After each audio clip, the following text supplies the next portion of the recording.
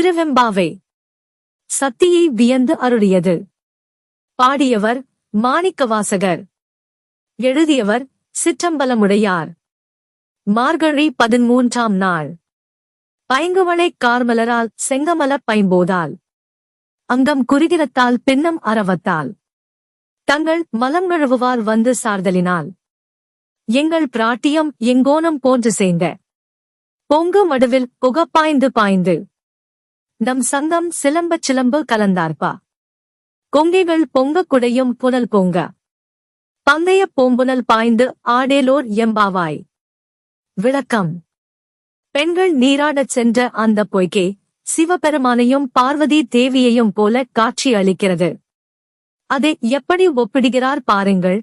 குளத்தில் பூத்திருக்கும் நீல நிற குவளை மலர்கள் பார்வதி தேவியின் கரிய திருமேனி போல உள்ளன. குளத்தில் உள்ள சிவந்த தாமரை மலர்கள் சிவபெருமானின் செந்நிற திருமேனி போல உள்ளன. குளத்தில் உள்ள குருகு போன்ற பறவைகளின் ஒலி பார்வதி தேவியின் காலில் உள்ள சிலம்பு ஒலியைப் போல இருக்கிறது. குளத்தில் வளையும் பாம்புகள் சிவபெருமானின் உடலில் ஆபரணமாக திகழும் பாம்புகளை நினைவுபடுத்துகின்றன.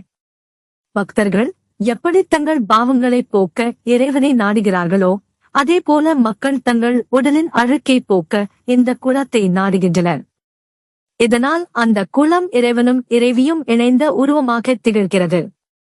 அத்தகைய தெய்வீகமான குளத்தில் நாம் குதித்து நீராடுவோம். நாம் நீரில் பாயும்போது நம் கையில் உள்ள வளையல்கள் ஒலிக்கட்டும், காலில் உள்ள சிலம்புகள் அதோடு சேர்ந்து ஒலிக்கட்டும். நாம் ஆடும்போது நீர் அலைகள் பொங்கி எழட்டும். பூக்கள் நிறைந்த இந்த நீரில் மூழ்கித் திளைப்போம் என்று தோழியர் அழைக்கின்றனர். கருப்பொருள். மாணிக்கவாசகர் இயற்கை அழகை மட்டும் இங்கே சொல்லவில்லை.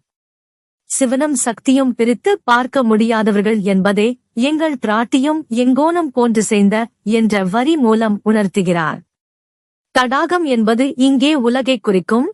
அதில் இறைவனும் இறைவியும் கலந்து நின்று நமக்கு அருள் புரிகிறார்கள் என்பதே இப்பாடலின் கருத்து.